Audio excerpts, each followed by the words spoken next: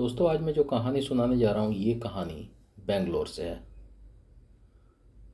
एक लड़की थी जिसका नाम निहारिका था और वो अच्छे खासे परिवार की रहने वाली थी।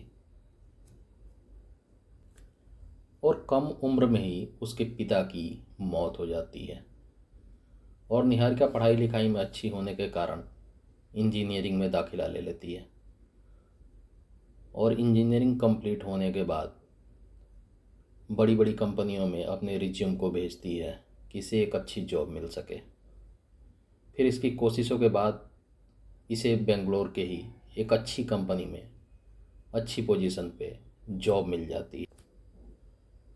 ऑफिस के ही एक लड़के के साथ धीरे धीरे निहारिका की दोस्ती होती है। दोस्ती के बाद इसको लगता है कि हम दोनों एक दूसरे के साथ लाइफ बिता सकते हैं। फिर ये ज़्यादा सोचने समझने की कोशिश नहीं करती है और शादी करने का फैसला करती है। दोनों मिलके शादी कर लेते हैं। ज़िंदगी अच्छी खासी चलती रहती है। फिर इनको एक लड़का होता है। लड़का होने के कुछ दिन बाद इन दोनों में मनमुटाव धीरे धीरे शुरू हो जाता है और कभी झगड़ा होता तो कभी मिलना जुलना कम करने लगते हैं। फिर दोनों मिलकर डिसाइड करते हैं कि क्यों ना हम दोनों एक दूसरे से अलग हो जाते हैं। फिर ये फैसला होने के बाद दोनों एक दूसरे से तलाक ले लेते हैं। फिर निहारिका अपने ऑफिस के काम की वजह से ही हरियाणा आती है और वहाँ पे इसे फिर एक इंसान से प्यार हो जाता है। फिर धीरे धीरे इसको लगता है कि इससे शादी की जा सकती है। तो फिर निहारिका ने अपनी लाइफ में दूसरी शादी करने का फैसला किया और ये दूसरी शादी भी कर लेती है। जिंदगी ऐसे ही चलती रही। फिर कुछ दिनों बाद निहारिका को पता चलता है कि इसका दूसरा पति इसके साथ धोखा कर रहा है। इस बात का पता इसे तब चलता है जब पुलिस इसे आके गिरफ्तार करती है। इसका दूसरा पति कुछ अवैध कामों में निहारिका को भी अपने साथ शामिल किया होता है। निहारिका को पता नहीं होता है जो भी पेपर वर्क होते हैं उसमें निहारिका के साइन होते हैं। और निहारिका को इतना भरोसा था उस पर कि उसने कभी उन पेपरों को पढ़ने की ज़रूरत नहीं समझी, जिसका उसे खामियाजा भुगतना पड़ा और पुलिस इसे ले जाके जेल में डाल देती है। इस तरह से निहारिका की दूसरी शादी भी असफल रहती है। जेल में रहते हुए एक महिला से इसकी मुलाकात होती है। वो महिला कहती है कि जब तुम जेल से निकलोगे तो मेरा बेटा तुम्हारी हेल्प कर देगा, जो भी ज़रूरत की चीज़ें होंगी। तो निहारिका जेल से निकलने के बाद उस महिला के बेटे से मिलती है जिसका नाम अंकुर अरोड़ा होता है। अंकुर से मिलते जुलते उससे दोस्ती हो जाती है। फिर अंकुर से भी इसको प्यार हो जाता है।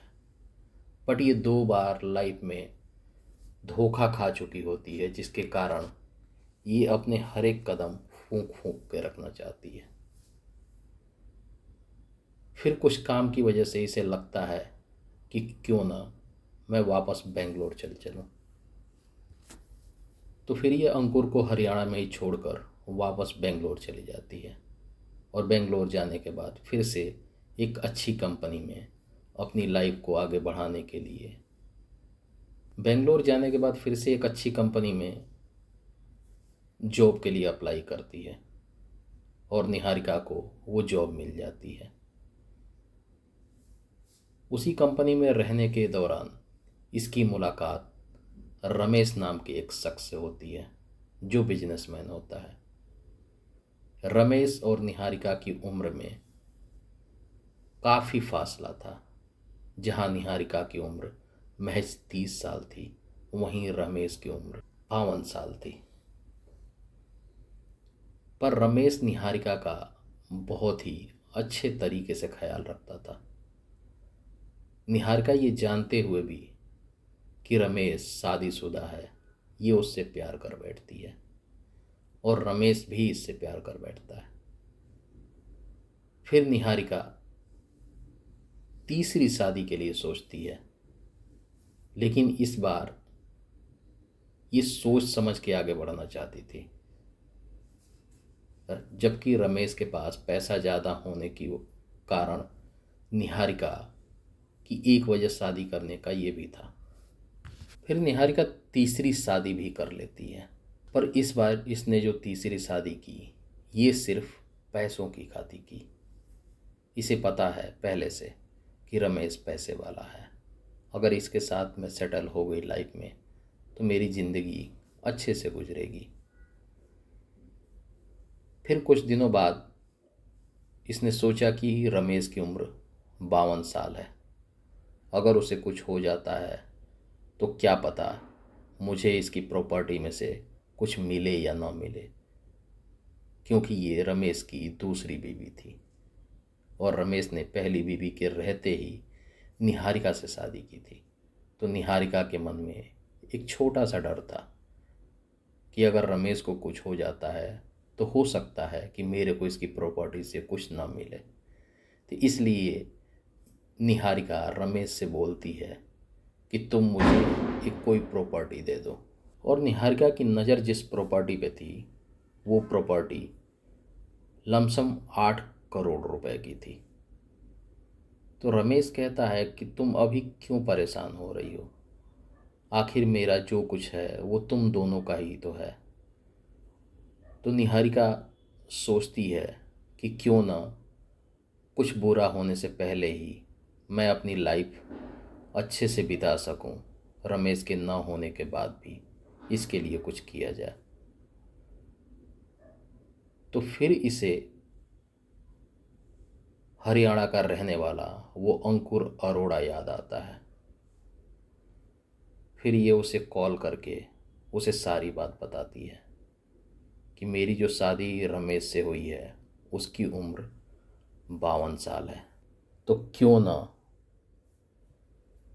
कुछ बुरा होने से पहले ही उसे खुद से रास्ते से हटा दिया जाए। तो अंकुर अरोड़ा ये बात सुन के तैयार हो जाता है। निहारिका कहती है कि जब पैसे आ जाएंगे तो हम लोग कहीं चल के अलग ज़िंदगी बसाएंगे। अंकुर इस लालच में आ जाता है कि निहारिका भी मेरी हो जाएगी और पैसे भी मेरे हो जाएंगे। निहारिका ये प्लानिंग करने के बाद एक दिन रमेश से कहती है कि बहुत दिन हो गए हम दोनों कहीं घूमने नहीं गए, तो क्यों ना हम दोनों लॉन्ग ड्राइव पे चलते हैं कार से। रमेश इस बात के लिए तैयार हो जाता है। निहारिका और रमेश कार में बैठते हैं और कहीं दूर ऐसे ही निकल जाते हैं। निहारिका ने पहले से ही अंकुर को बुला के रखा था और सब प्लानिंग इनकी पहले से थी कि वो कहाँ रुकेगा और हम कहाँ तुमसे मिलेंगे। ऐसे ही रास्ते पे जाते जाते छोटा सा ढाबा आया। निहारिका बोलती है कि यहाँ पे थोड़ी देर रुकते हैं। रमेश कहता है कि ठीक है। वहाँ पे वो बैठ के कुछ खाने पीने की चीज़ें ले ही रहे थे, तब तक निहारिका के सामने से अंकुर आ जाता है। तो अंकुर को निहारिका रमेश से मिलवाती है। कहती है कि जब मैं हरियाणा में थी तो ये मेरा वहाँ पे दोस्त था। रमेश को अंकुर और निहारिका के बारे में कुछ पता नहीं होता, तो उसे कोई प्रॉब्लम नहीं होती है इस बात से। तो निहारिका पूछती है कि आखिर तुम यहाँ कैसे और कहाँ जा रहे हो।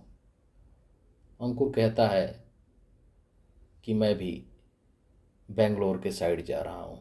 तो निहारिका कहती है कि क्यों ना तुम हमारे साथ चल लो, तो रमेश कहता है कि ठीक है, इसमें कोई दिक्कत नहीं। फिर वो तीनों गाड़ी में बैठ के आगे निकल लेते हैं। निहारिका और रमेश की पहले से ही बात हो चुकी थी। निहारिका ने जूस में बेहोशी की दवा मिला के रमेश को पिला दी। फिर रमेश बेहोश हो गया। उसके बाद निहारिका और अंकुर दोनों मिलकर उसका गला घोट के उसकी जान ले लेते हैं। अब इनको समझ में नहीं आता है कि रमेश की डेड बॉडी का क्या किया जाए। तो रमेश की डेड बॉडी को छिपाने के लिए ये लोग तकरीबन 800 किलोमीटर दूर ले जाते हैं। फिर वहाँ पे जाने के बाद इनको चाय की बगानें दिखती हैं। तो रात के समय इनको उस डेड बॉडी को कहीं ठिकाने लगाने के लिए सबसे सही जगह दिखती है। फिर एक जगह रुक के रमेश की डेड बॉडी निकालते हैं, उसके ऊपर पेट्रोल डाल के उसकी डेड बॉडी को जला देते हैं।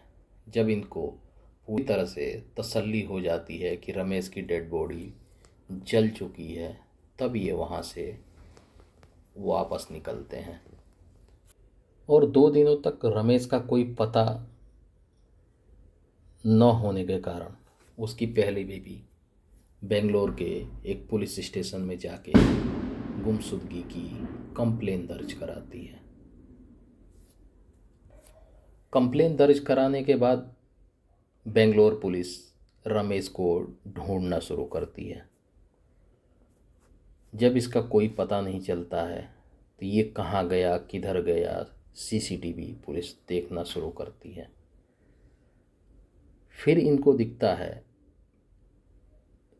कि एक उस रूट पे कार जा रही है अकेली, उसके सिवा उस रूट पे कोई कार नहीं दिखती है। फिर उस कार का नंबर पता किया जाता है तो वो कार रमेश के नाम पे ही दिखती है। फिर कुछ और सीसीटीवी देखने के बाद निहारिका और अंकुर का फेस भी दिख जाता है, जो उस कार में सामने वाली सीट पे बैठे होते हैं। फिर पुलिस ने निहारिका को पूछताछ के लिए थाने बुलाया, बट वो पहले तो इधर उधर की बातें करती रही कि मेरे को कोई जानकारी नहीं है इस बारे में, क्या हुआ, क्यों हुआ, कैसे हुआ। फिर पुलिस जब सख्ती से पूछताछ करती है तो निहारिका इस बात को कबूल कर लेती है कि हाँ, मैं और मेरा दोस्त अंकुर मिलके उसकी हत्या कर दी है। जब उससे पूछा जाता है कि अंकुर कहाँ है तो निहारिका कहती है कि उसके बारे में मुझे कोई जानकारी नहीं है।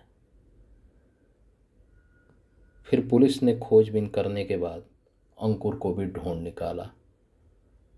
अंकुर को पुलिस ने हरिद्वार से उठाया था। फिर दोनों को बुलाने के बाद इस घटना की पूरी जानकारी ली जाती है। फिर सबको पता चलता है कि निहारिका ने पैसों की खातिर रमेश की हत्या कर दी।